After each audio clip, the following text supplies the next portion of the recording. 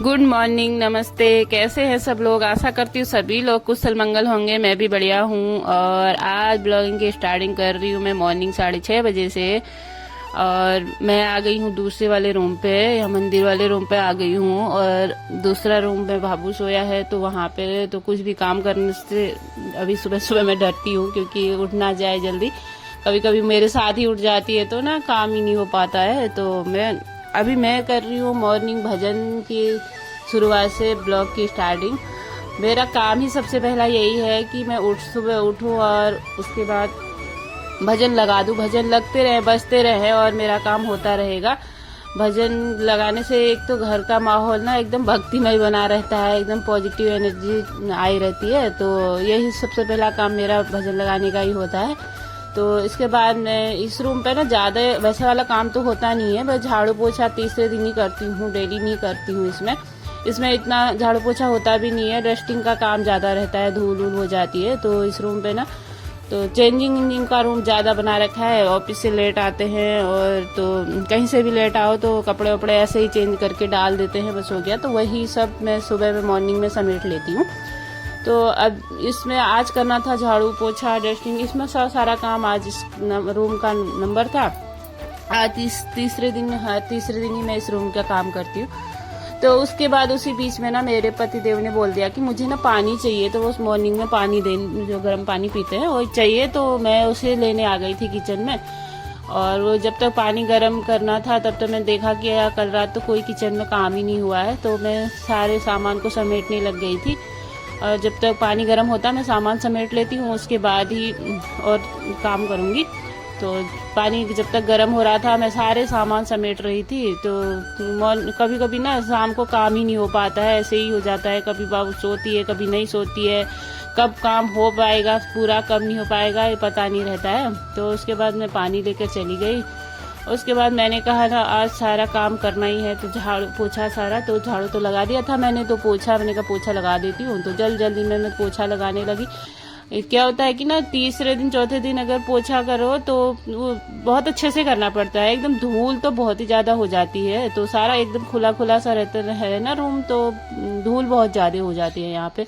तो फिर मैं करने लगी पोछा और उसके बाद मुझे डस्टिंग भी करनी थी। और इस रूम पे ना बहुत ज्यादा समय लग जाता है डस्टिंग करने में, क्योंकि आजकल तो ना इसमें तो हवा भी बहुत ज़्यादा चलती है। तो सारा खुला खुला सा रहता है ना, एकदम रूम खुला, खिड़कियाँ सारी खुली रहती है, तो उसकी वजह से धूल भर जाती है पूरी। तो उसके बाद करने लगी मैं बाहर झाड़ू पोछा। और मुझे बाहर भी झाड़ू पोछा करना था। तो और ये सारे आज दन मैंने धोने देने थे, तो ये धोने के लिए इकट्ठा कर दिए हैं। और यहाँ पे ना ओस का पानी हो जाता है बहुत ज़्यादा। कभी रात में पता नहीं कितना ठंडा होता है, हमेशा ओस का पानी ना सुबह मॉर्निंग में ही ये बहुत ज़्यादा हुआ रहता है। पहले इसको पोंछना पड़ता है तब जाके झाड़ू लगता है। आज तो थोड़ा कम हुआ है, नहीं तो नॉर्मली बहुत ज़्यादा पानी गिरा रहता है। ऐसा लगता है कि बारिश ही आई होगी, लेकिन बारिश नहीं आई रहती है, वो होता है ओस का पानी। इसके बाद हम यहाँ पे करने लगे झाड़ू पोछा। और यहाँ पे झाड़ू पोछा करने के बाद फिर मैंने यहाँ भी थोड़ा सा पोछा वोछा लगा दिया बाहर भी। और आज ना किचन का बहुत सारा काम था, बहुत ही ज़्यादा काम था। किचन का काम का थोड़ा टेंशन था मुझे, क्योंकि कल रात में कुछ भी नहीं किया था। और कुछ दिनों से ना चूहे ने ऐसा आतंक मचा रखा है कि मेरे रूम पे मैं क्या ही बताऊँ। उसके बाद उठ गई थी मेरी बाबू, बस हो गया जी तब तो काम। अब फिर उसके बाद मैं धीरे धीरे काम करने लगी। और तब तक भैया आ गए थे, तो फिर उन्होंने कहा कि थोड़ी देर मैं पकड़ दूंगा। तो थोड़ी देर तो मैंने ऐसे ही उसको पकड़ने के ही काम हम किया, लेकिन कहाँ उसको पकड़ के काम होता है। कब जहाँ को काम करो वहीं को पलटते हैं बच्चे। ऐसा नहीं कि आगे काम कर रही हो पीछे को पलटेगा, नहीं। अब उसे भी ना आगे ही देखने को चाहिए कि क्या काम कर रही है। और इतने में ही बाबू ना थोड़ी देर फिर सो भी गई थी। और मेरे रात भर के बर्तन वैसे ही थे। वैसे तो मैं कभी बर्तन रखती नहीं हूँ, लेकिन कभी कभी क्या हो जाता है बिल्कुल भी मौका नहीं मिलता, बिल्कुल भी नहीं रहती नहीं है। तो इसलिए बर्तन रह गए थे, तो वो किए मैंने सुबह मॉर्निंग में। बहुत ज़्यादा काम हो जाता है कभी कभी तो। और फिर मैं काम कर ही रही थी कि पीछे वो पतिदेव आ गए, बोले कि आज मुझे जल्दी जाना है, आपने अभी तक नाश्ता नहीं बनाया है, जल्दी करो, मुझे लेट हो जाएगा। तो मैंने वही फटाफट नाश्ता बनाया उनके लिए।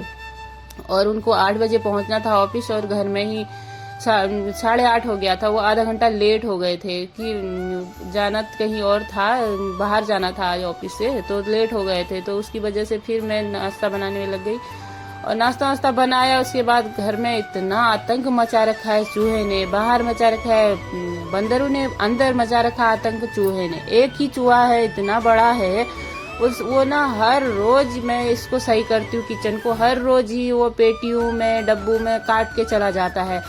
अब वो उसे मारने के लिए भी कोई कुछ काम नहीं कर रहा है। वो एक मशीन थी उसकी, चूहेदान था, तो वो भी काम नहीं कर रहा है। पता नहीं वो उसमें भी नहीं फंस रहा है बेचारा। हम सोच रहे थे कि मारे नहीं, बेचारा फंस जाता तो ठीक होता, तो उसमें भी नहीं बच रहा है, पता नहीं क्या हो रहा है। उसके बाद मैंने आज सारा किचन का काम किया ना, तो इतना कूड़ा निकला। आधा कूड़ा तो इसमें चूहे का काटा हुआ था और आधा कूड़ा वैसे निकल गया था। वो होता है ना कि जिस दिन भी सफाई करो तो कूड़ा निकल ही जाता है, कितना ही अच्छे से रखो, तो वही हो रहा था आज। फिर उसके बाद मुझे जल्दबाजी भी थी और तो जल्दी में मैंने फिर नहा धो के मैं आ गई थी।